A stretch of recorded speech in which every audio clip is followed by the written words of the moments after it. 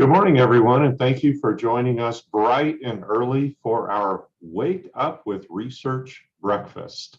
So I'm Daryl DeWalda. I'm the Vice President of Health Sciences for WSU, and I'm the Chancellor of our WSU Health Sciences Spokane campus. We're very excited to be back after a hiatus this summer. I hope you've all enjoyed your summer and got a chance to relax, and I hope you're having a great start to this fall season. We started these research breakfasts a year ago in a virtual format as a response to our pandemic. And we are pleasantly surprised to hear such positive feedback in regards to the format.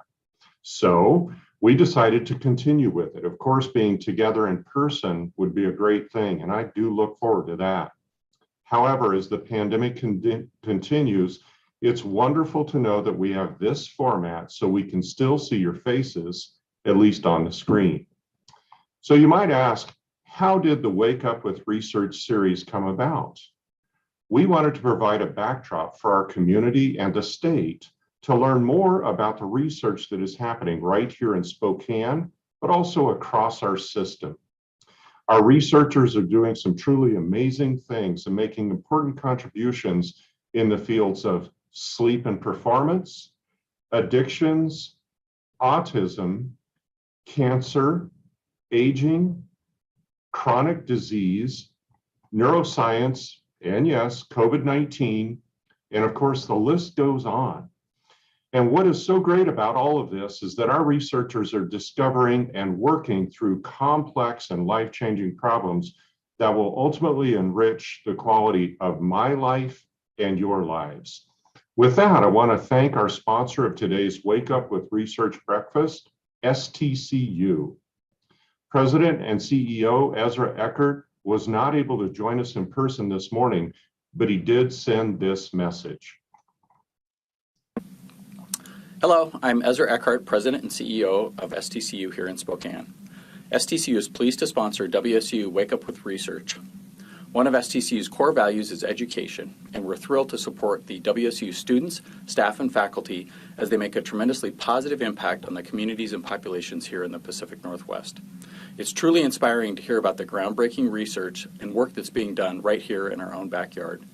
STCU was an early supporter of the WSU Spokane campus, investing in the College of Nursing for over 2 decades, supporting the vision of the medical school, sponsoring pharmacy programs, and watching the Spokane campus take shape in front of our own eyes. It's been inspiring to see the campus flourish right here in the Pacific Northwest, becoming a leading research institution that's gained national attention.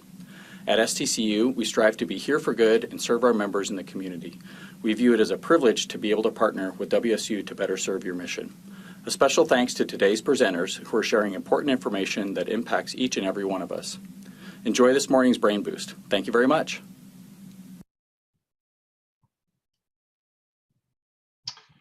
Those were some great words from Ezra, and we want to again thank STCU for their continued sponsorships with WSU Spokane and their continued support of our community.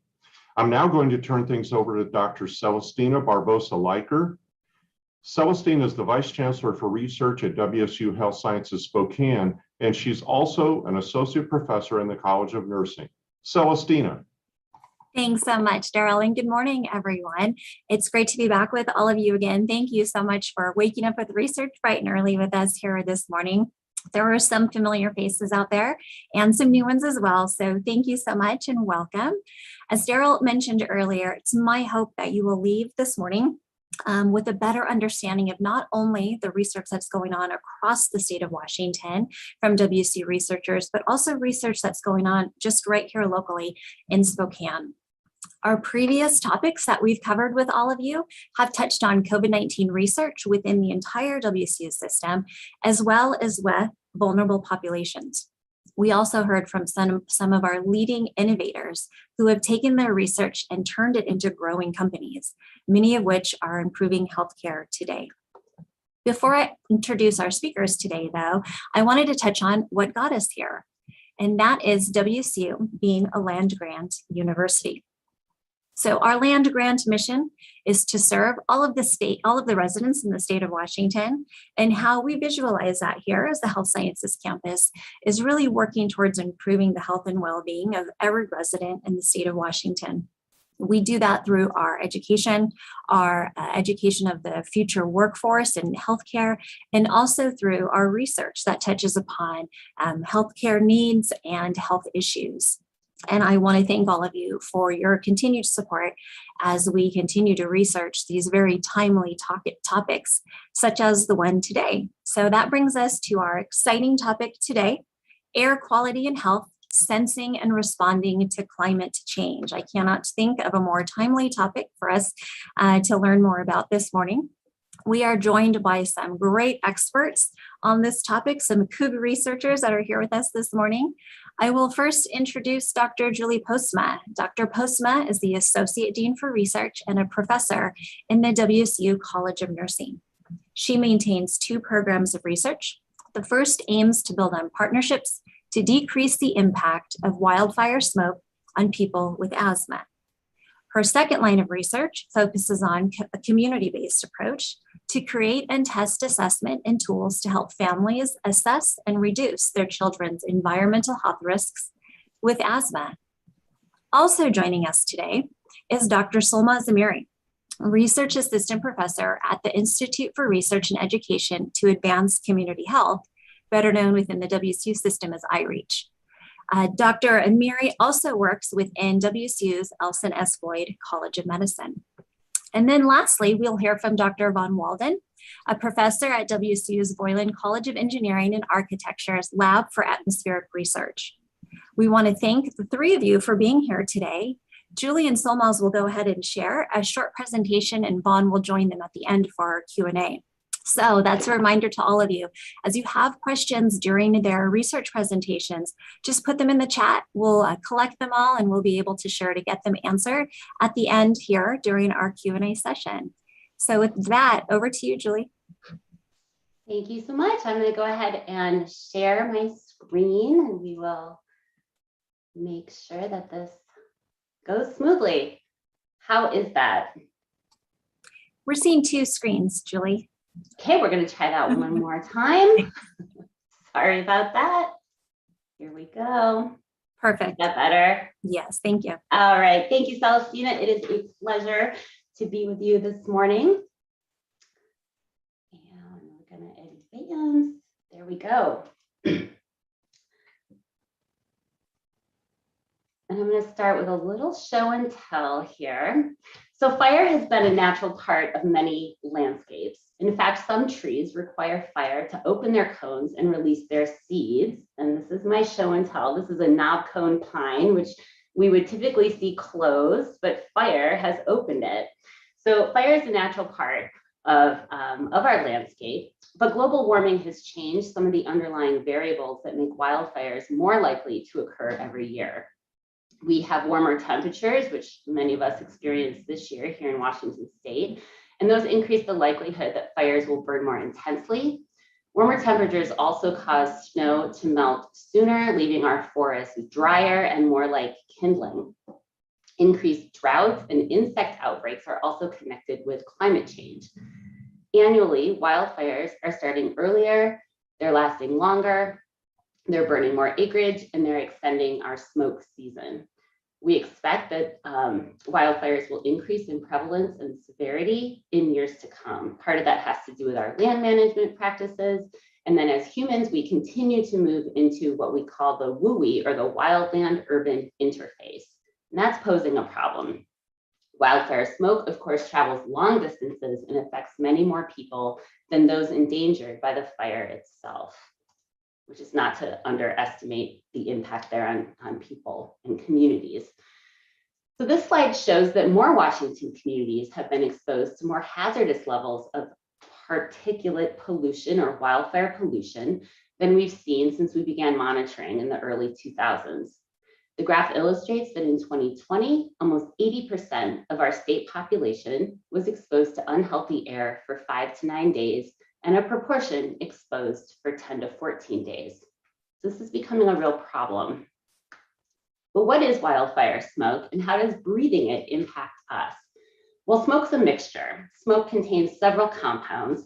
Its composition really depends on what is burning, the fire temperature, and the wind. We know more about the chemistry of smoke than we do about the biology of smoke, which other researchers at WSU are looking into, which is exciting. Wood smoke contains carcinogens, but a principal concern is this fine particulate matter, 2.5. So very, very small particles that can be inhaled deep into our lungs, into our alveoli, and can even enter into our bloodstream. There's a lot of different ways that we think this causes damage, but primarily we're thinking it is about systemic inflammation and an oxidative stress response. That inflammation is particularly problematic if you have asthma. So among people with asthma, exposure to fine particulate matter from wildfire smoke is associated with a pyramid of effects. We see the low levels there, and these are legal levels of PM 2.5, but they are associated with increased asthma symptoms, daily dose of reliever medication like albuterol, and then also initiating oral steroids to decrease that inflammatory process. Moderate levels of PM 2.5 are associated with asthma-related emergency department visits and even all-cause mortality. In the United States, air quality alerts reflect the air quality index, which relate to the federal health standards of 5 air pollutants, including PM 2.5. And those are the pollutants that we monitor through the Clean Air Act. The AQI, as it's known, ranges from 0 to 500, and it's divided into these 6 color-coded categories with values related to a level of health concern.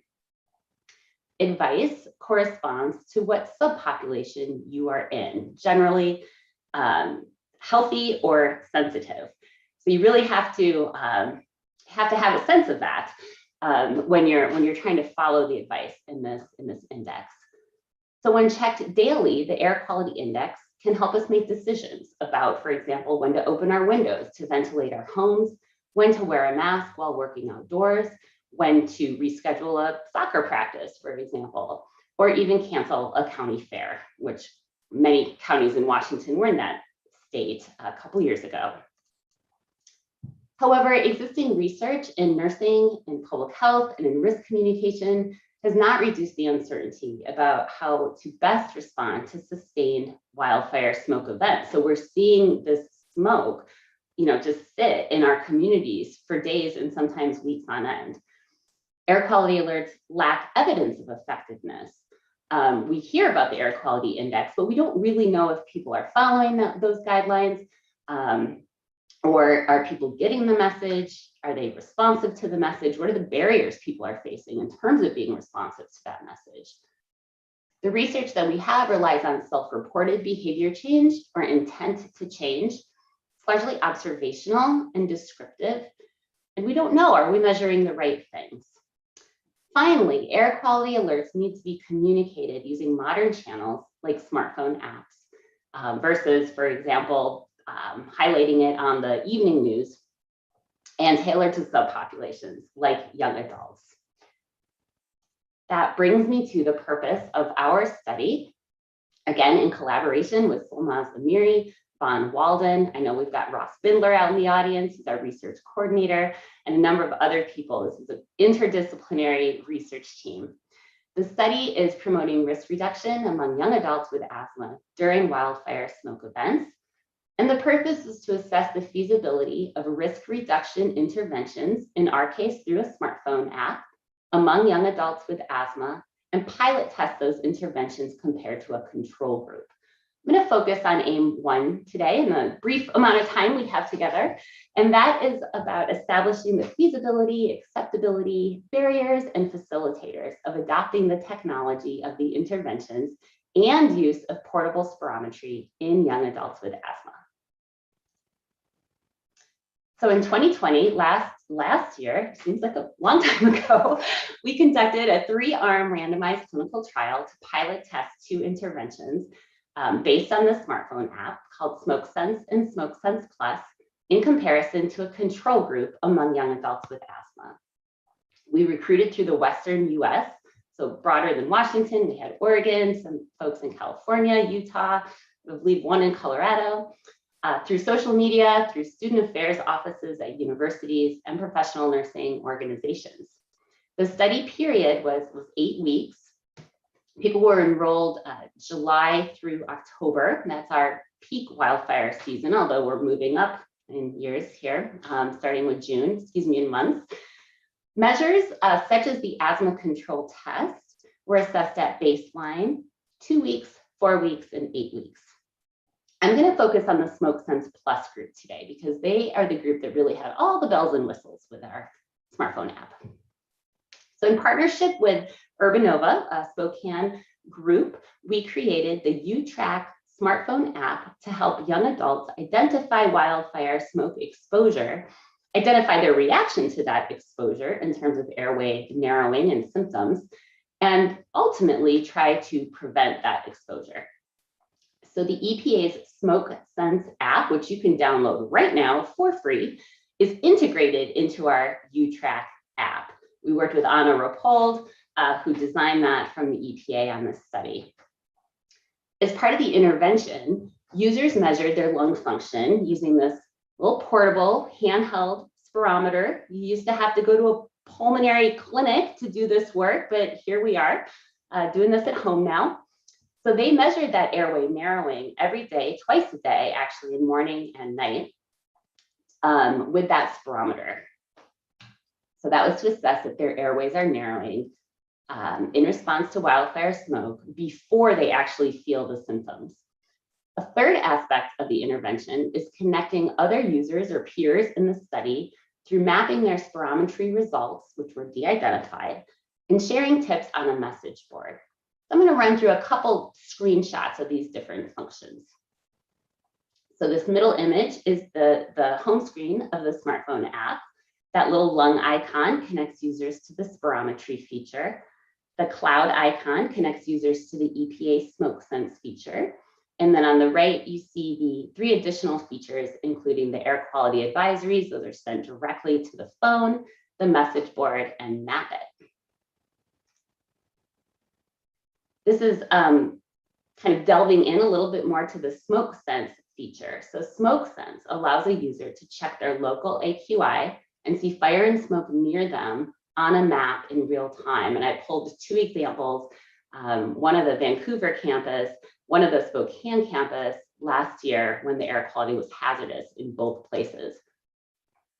And again, this helps you, you get up in the morning, you check the air quality index, you help plan your day around what you're looking at. You can also get a 24-hour forecast. So maybe you do want to reschedule an outdoor event. This helps you do that, helps you decide if you want to plan, exercise indoors instead of outdoors, things of that nature. We want young adults to be active and healthy. Smokesense also has education on risk reduction through its Air Quality 101 and Smoke Smarts functions, plus the other features. As I said, the other features include air quality advisories, as shown on the left there. Those are sent directly to the user, so a more active versus passive approach.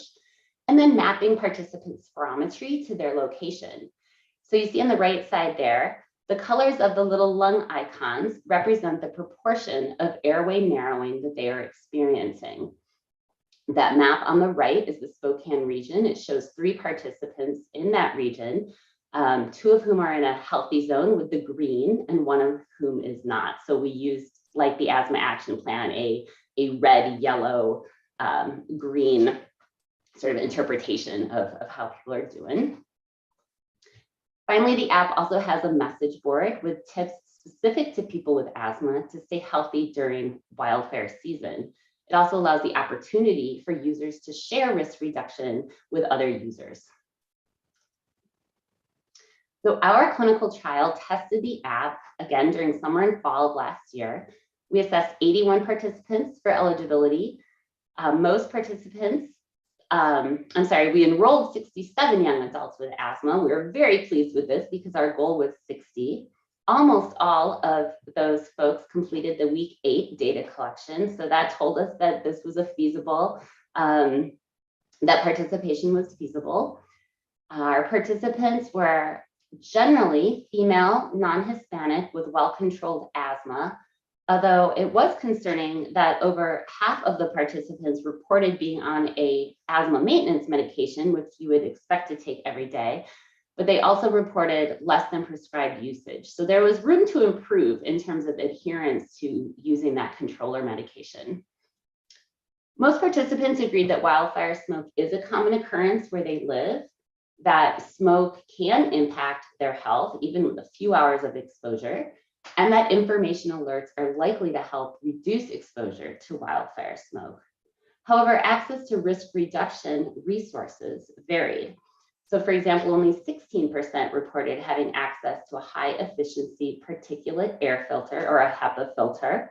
And that's a common recommendation to help clean our indoor air. In terms of wildfire smoke exposure, this is where I worked with Von Walden for his expertise in terms of using EPA data that linked to GPS data, and that is what Solmaz Amiri, her expertise. We put that together with where people were when they did their spirometry readings. So we got their air quality, their location, and the spirometry results. We found, and this is of course important to our funders, that a median of 8.5% of days during participants' exposure period exceeded the acceptable level for PM 2.5 under federal daily standards. So we did, and our timing did capture people having smoke exposure during Washington's wildfire season. We measured user data to see what app functions participants were most engaged in. Among the group that could access all of the app features, 73% viewed the AQI regularly and 85% completed their spirometry twice daily. We were pretty pleased with that, and that is excellent compared to other studies. We did learn that participants seem to prefer these personalized activities more than the generic educational modules. Had an undergraduate nursing student interview a subsample of intervention participants so we could learn more from this young adult group about the app and how we could improve it. They offered excellent ideas to improve the functions, such as including ideas to help people complete the spirometry technique, the maneuver correctly, and also improve the message board use.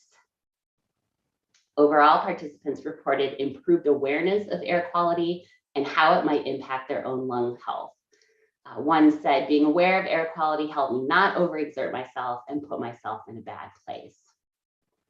A couple lessons I would just like to highlight for future work include sharing more information with participants about what their spirometry results mean and revising our approach to gathering data on activity patterns using GPS. Future work will include a baseline period before smoke season so users can learn about risk reduction and practice their technique with the spirometry. New app features will include a visual display of spirometry results in relation to air quality. So in summary, we want to help people with asthma prepare for wildfire smoke season and learn to manage it so they can stay active and healthy. By linking air quality data with lung function monitoring, we hope to prevent asthma symptoms during wildfire season. And with that, I will hand it over to Dr. Solmaz Amiri.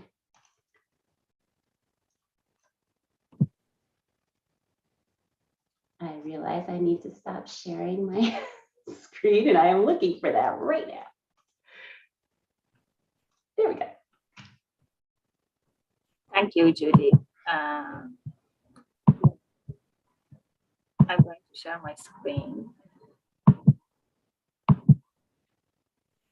How does this look like? That looks great. Thank you. Okay. So thank you, Julie. It's a great pleasure to join all of you this morning. I would like to present one of our studies where we deployed like a low-cost air quality network system to look at the associations between air quality, children's health, and absenteeism in Spokane, Washington. Before I go ahead and get started, I would like to thank Von Walden for his research contributions to our study. Von will join us later today for questions. We assess exposure to PM 2.5. Julie has already talked about it like extensively. I'm just going to touch upon it very briefly. That we are looking at particulate matter with a diameter of less than 2.5 micrometers. For atmospheric science or air quality regulatory purposes, particles are generally defined by their diameter, and they vary by, of course, size and their chemical composition.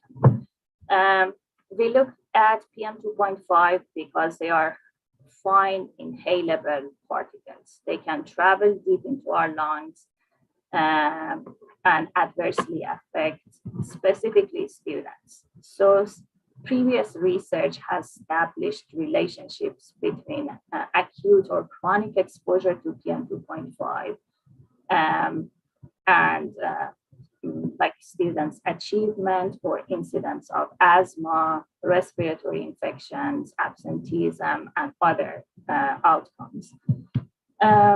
So the US Environmental Protection Agency, or the EPA, actually is the agency that sets air quality standards for PM.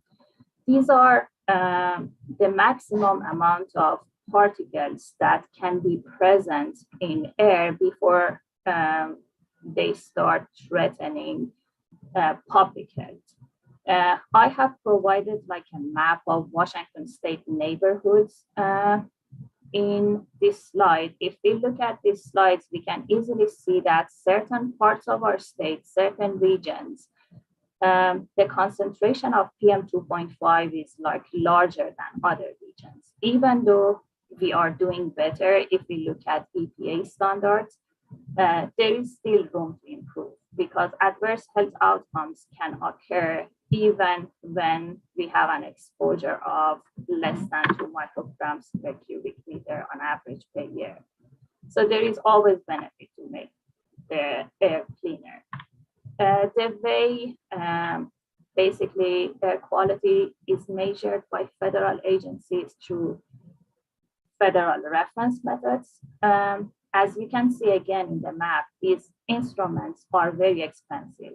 They are sparsely located across our states, so they cannot provide localized measurements of PM 2.5.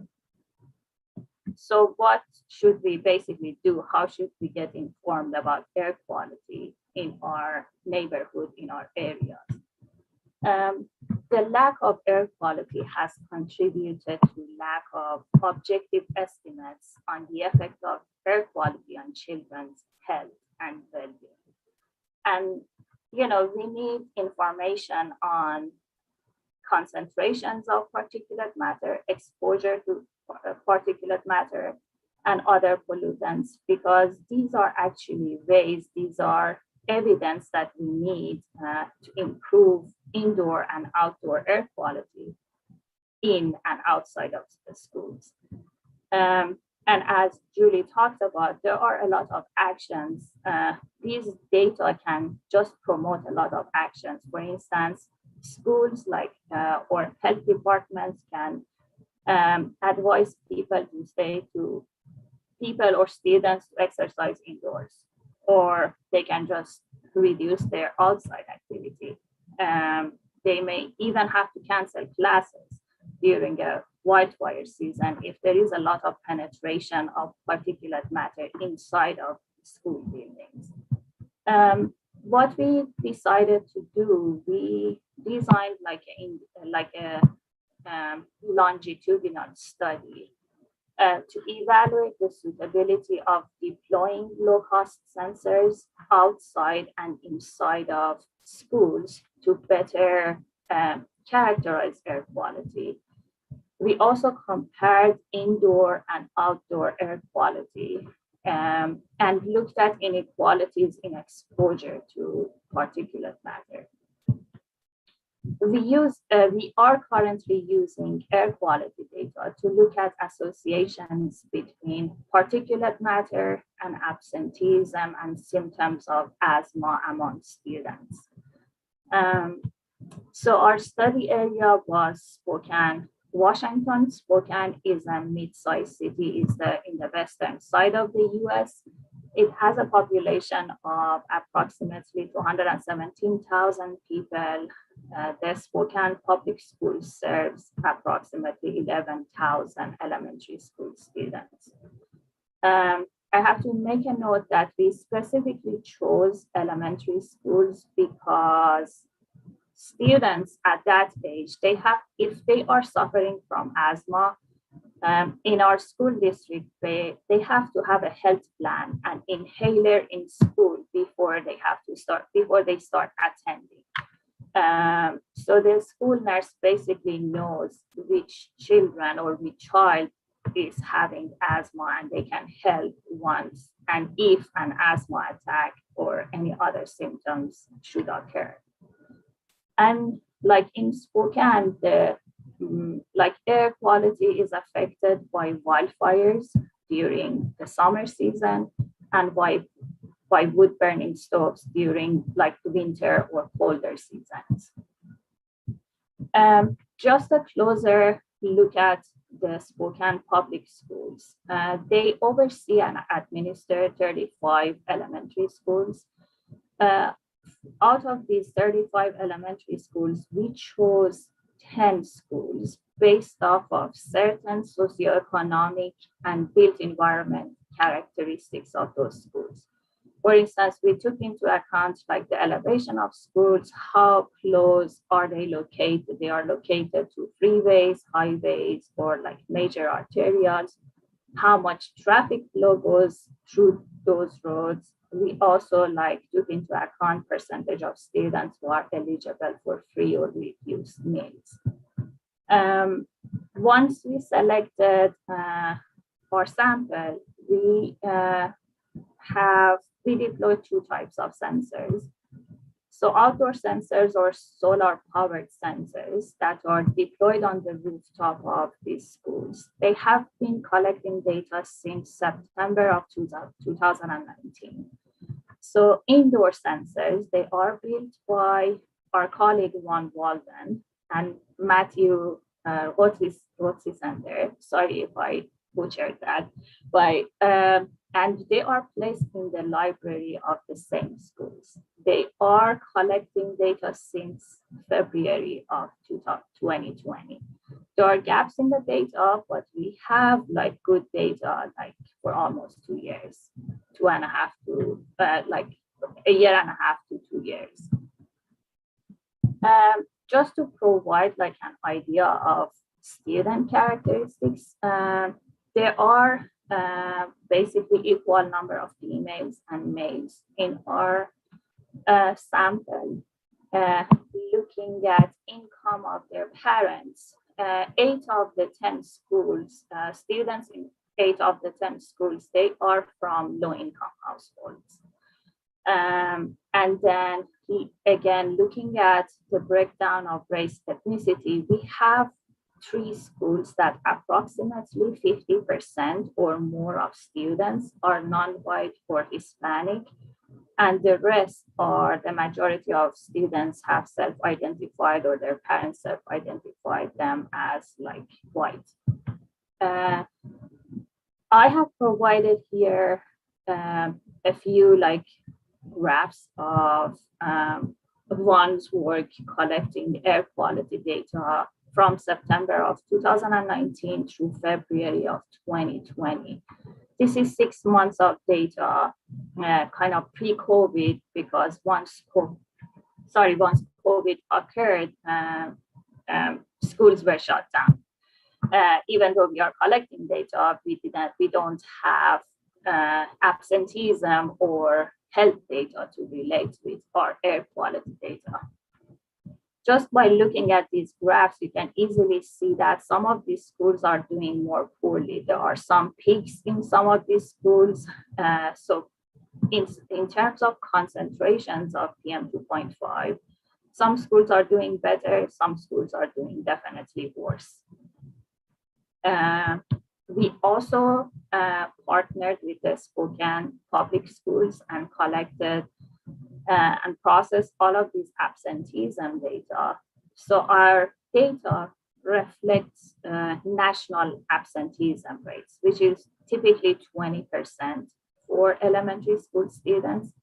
Again, looking at this data, we can see like variations. We just have times and we have schools that we have more than 30% of students being absent in a day or in multiple days. And we have other schools where, less than 10% of the students are missing like a school day or half a school day. We also worked extensively with Julie and the school nurses to put together how many times are actually students are coming to the health room to use their inhalers, because they are elementary school kids. They cannot use their inhaler on their own, so they have to come see a nurse, and they have at the exact time and date of inhaler use gets documented. So when we look at that, there are schools that approximately like 12 students come at least once to the health room to use their inhalers. And we do have schools that usually students who suffer from asthma, they just have to go one time or even none to the health room to use the inhaler. So this is an ongoing study. I would like to provide some of the results that are already out, and there will be more that we will share with everybody as we analyze the data we have as more data come in. We definitely saw that some schools have poorer air quality compared to others. So the air quality or PM concentrations, they were higher when schools were located closer to freeways. That's not like a surprise. There are a lot of traffic flow that goes through freeways, and that exposes students to a lot of like particulate matter or pollutants. And of course, we also saw that when we have a large portion of students eligible for free and reduced meals, that also is associated with having higher concentrations of PM in those schools. The results of our study also showed that particulate matter, some of the particulate matter gets penetrated into schools. And generally, the inequalities that we see between schools of higher SES, higher socioeconomic status, and lower socioeconomic status increases when there is when the levels of PM 2.5 are really high. For instance, during the wildfire season, like if you think about the wildfire season we had this summer or the past one, suddenly the amount of pollutants that gets penetrated into schools are higher when there are more low socioeconomic status students are in those schools. So again, looking at absenteeism and inhaler use patterns, we saw differences between schools as well. We noticed that inhaler use and absenteeism, they were higher in schools that there were higher concentrations of particulate matter or PM 2.5. We also are noticing that inhaler use and absenteeism are also, they tend to be higher when the number of students who are eligible to receive free and reduced meals are larger in schools. So what we are going to do for our next steps, we are going to statistically test for associations between exposure to PM and students' outcomes. We are going to collect indoor and outdoor air quality data during and after COVID. We just want to look at patterns and see even like the emergence of COVID-19 changed any of the trends we are noticing. And Julie has put together like a group of stakeholders of these projects, where parents, school nurses, like public health administrators, and so on, can learn about our project and also contribute by giving us what we can do to improve the health and well-being of students. And of course, our study couldn't have been possible without the grant we received from the Ramble Foundation and the incredible amount of support that the Spokane Public Schools and Dr. Bob Lutz from the Department of Health provided to our study. So I'd like to end my presentation here, and I'll toss it back to you, Celestina. Thank you. Thank you so much to both of our presenters this morning. The stellar research. It was so great to hear about the remarkable work that you all are doing. Focus on these very vulnerable populations of young children in schools, young adults. I know we have some questions in the chat already about some other populations and then the general population as a whole too, and some advice for them. So I want to start with some questions here. I want to start with Vaughn. You had shout outs in both Julie's and Solmaz's presentation here. Can you share a little bit about your role on these studies? Yeah, I came to WSU in 2013, and I was hired into the Civil and Environmental Engineering Department. And I'm also a member of the Lab for Atmospheric Research. And when I came to WSU, I was really looking for a way to fit into the lab and to bring my expertise. And what I found was I was really interested in measuring air quality accurately with low cost sensors.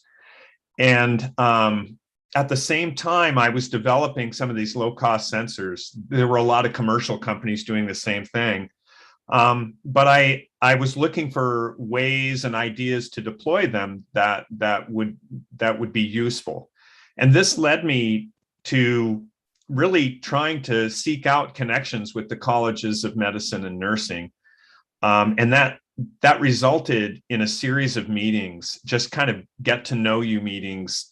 John Roll helped us quite a lot to facilitate those. And through those meetings, I met Dr. Patricia Butterfield, and she was the one that got me connected with Julie and also Solmaz, and that really the four of us started to talk more often and meet more often and built this team, which led to some proposals. So my role really is to measure the air quality, and I'm really kind of more the technical and measurement person. And my expertise that I bring is in the area of measuring particulate matter. But I cannot overemphasize the interdisciplinarity of our group and how important that's been. And the other thing that I'd like to mention is that our group had to push through the process of really learning to speak the same language and understanding each other, because I am not trained in medicine or nursing. I'm trained in sensors and engineering. And there were a lot of barriers to talking to each other, and we pushed through that. And it really is a testament to the quality of the researchers in Spokane at the colleges of medicine and nursing, that we were able to surmount that barrier and really develop these incredibly important and innovative projects. Oh, thanks so much, Vaughn. That is so great. I love hearing how you all came together and how you met, and that you had some other stellar researchers help with that collaboration. You're all speaking different languages for sure.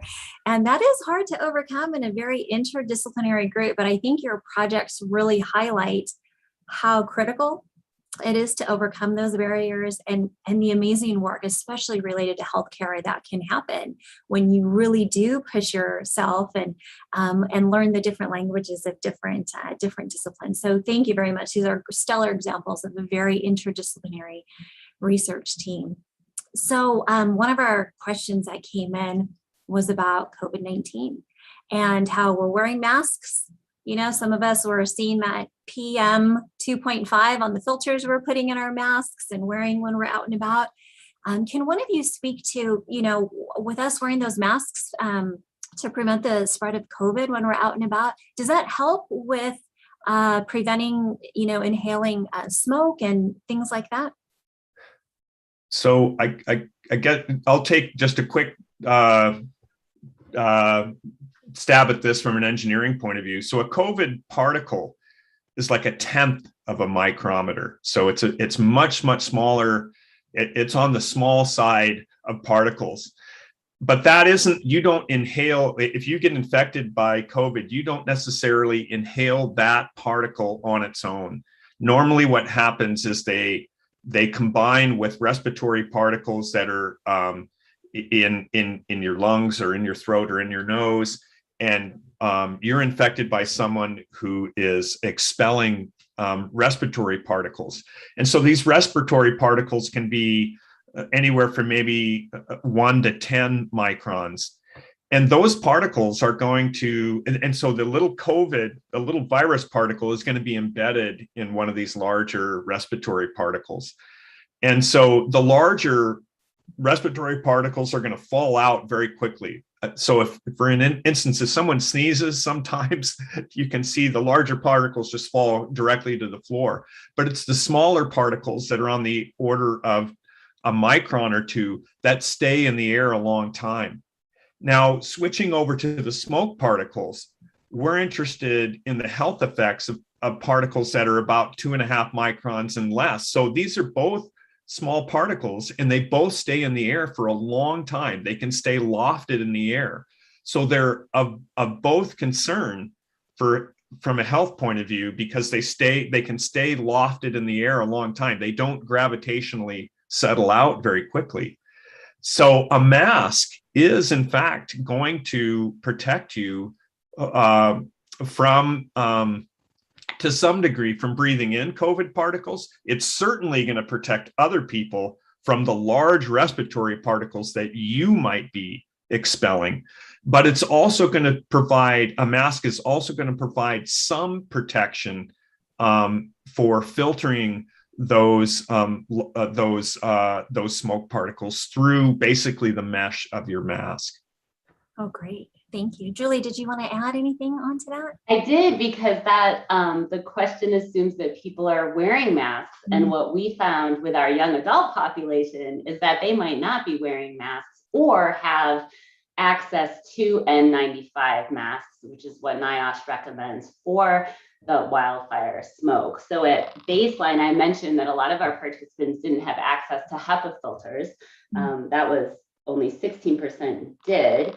I just looked up, about 30% of our 67 participants reported having access to an N95 mask. So there is the access issue. And of course, this was 2020. So the availability of those masks was spotty with our push to have healthcare providers have those masks. So there's the access piece, and then there's the behavior. So are people actually wearing the masks when they should be wearing the masks? Do they have beards, which many of our young men do? That prevents a tight seal. So that's a problem too. So I think through all those steps when I think about mask wearing. Wow, that's really interesting. Thank you, Julie. Solmaz, there's a question here for you about the schools, the work that you're doing in the schools, and you shared a little bit about inequities across some of the schools and things like that. It was bringing me back to last fall, I think, when at least here in Spokane, we had a delayed start of the school season because of, or the start of school because of hazardous smoke out in the air. So are you planning on expanding this to other schools across the state of Washington? Are you going to stay local here? What are your next step there as you roll out your research? Sure, that's a very good question, Celestina. This is a project we started like this. We selected these 10 schools as a pilot study. And in our next steps, we are going to expand to other cities, definitely. We are going to look at other schools across our state and look at the impact of wildfire and exposure to particulate matter across all seasons and its influence on children's health and absenteeism. And of course, maybe hopefully, since Washington State, we share borders with Idaho and Oregon, there is a chance that we expand to those states as well. Great, thank you so much. That's excellent. Julie, I'm wondering, your work focused on asthma with young adults. There was a question here about the general population and also some folks that, might be a little older and now, a little bit more concerned or at risk. Do you have any plans to focus on some other vulnerable groups or the general population? Yes, I am particularly concerned about outdoor workers. So my background is in occupational and environmental health nursing. Outdoor workers have increased exposure by the nature of their work, and they're often doing work that where they're exerting themselves. So agricultural workers, for example, we have a health equity research center grant from WSU where we're talking with agricultural workers about their exposure, about the realities in the field. Both California in 2020 as well as Oregon and Washington just last summer passed emergency rules about smoke exposure during work and at different thresholds where personal protective equipment would be provided. But there's differences around the provision of that equipment and the threshold at which people would need to be wearing it as a mandate versus a voluntary experience. And then beyond that, typically in occupational health, if there's a respiratory hazard, we have a full respiratory protection program, which would involve fit testing, medical evaluations. Those pieces aren't in the emergency rule because something had to be done urgently, but they are, all three of our states are in a permanent rulemaking process at the same time. So, sorry, to answer your question, yes, very concerned about outdoor workers. We can't simply relocate our outdoor workers. They're out, the hops are growing. You can do some of our typical control strategies for occupational health, but many are just not available. So that would be my another important group. As far as elderly, critical group, older women in asthma work are a pretty neglected group, to be honest with you. And there's some of we're not talking about today, but heat exposure. So heat combined with wildfire smoke for somebody, for example, with chronic obstructive pulmonary disease or asthma is very problematic. That's a group that should be looked at. I would say the focus on young adults because of their activity and their behavior, they are out more in general. So we don't want them to just sit inside. I think to a certain extent, older adults, depending on their age, as I age, are a bit less active. So I really focused on the young adults because they're developing their own asthma kind of management strategies. As they age, they're getting used to dealing with a chronic disease on their own, and they're out and about and active. So that was my rationale there.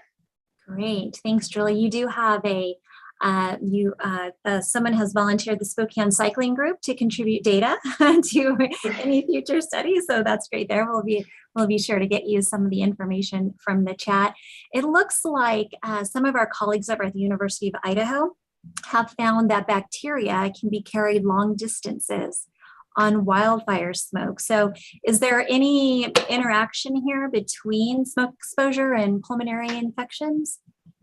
I need to apologize because I gave a shout out to WSU researchers who are looking at that. I should have credited Idaho researchers. I'm very excited about this work, looking at how fungus, for example, might be transported in the smoke. I personally personally am not looking at that, but I think I saw the question and it was around respiratory infections. We will be tracking that in our next study, which will be longitudinal. It's funded, I should say. We'll follow people for a year, so we will get some of that information, a longer time period, and just more information from a larger group. But I want to give a shout out to Idaho again, because they're the group doing that work, and it's exciting. Great. And Julie, it sounds like the app is already publicly available. You can download that. The spirometer, is that also available or for purchase? So, yeah, I'm sorry. So the Epa Smokesense app is free. It's available. You can download it. We added to that specifically for people with asthma. So the spirometry is something we integrated. There are consumer products available like that for spirometry, but the integration is what we're testing more or less in our work. And that is not ready to go public yet. There's more research to be done, as there always is. Great, thank you. Before we wrap up here, I just have one kind of general question, maybe for the three of you. How can we as a community contribute to your study or help make it even more impactful? Boma, what do you think? I would say we put together, Julie led the effort to put together like a community advisory network. So we invite everybody to just sit on our meetings and just hear what we have, the results of our study, and contribute to us. You know, we love to hear from parents who have children who have asthma, what difficulties they are facing, how we can improve like indoor, outdoor air quality, such that their asthma is controlled, and definitely other health conditions. You know, PM 2.5 or particulate matter does not necessarily and only affect asthma. That's one way, you know, by just listening, contributing, being part of the team, being engaged in our studies. I will pass it to Julie to.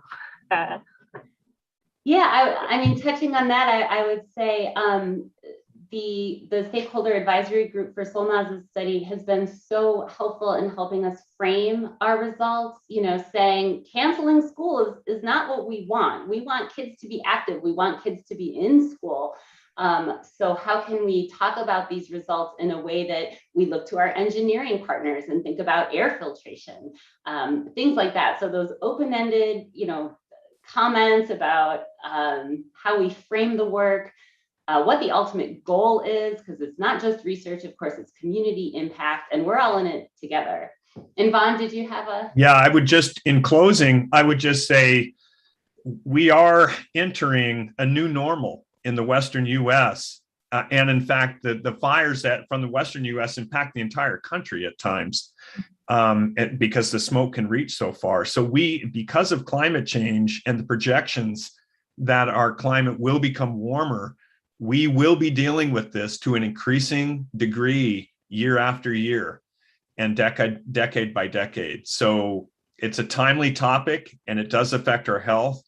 And, you know, our role is to really merge the engineering and the health and the nursing to improve people's lives.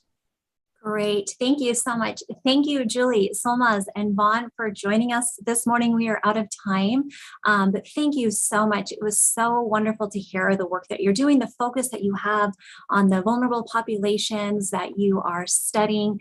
This has been really just a great way to learn all about the great work that's happening here at WSU. And with colleagues beyond. Special thanks to our STCU partners for their continued and long-standing support here locally in Spokane for our Health Sciences College. It was great to see that video at the start. I want to remind everybody that our next Wake Up with Research is coming up here in November. It's November 17th. Again, bright and early at 7:30 in the morning. The topic will be pain and addiction. We'll be joined by 5 researchers who are going to share their expertise and help answer questions live here on the topic of pain and addiction. So we look forward to seeing you all on November 17th, bright and early, as we all wake up with research. Thank you so much, everyone, for joining us today, and go Cougs.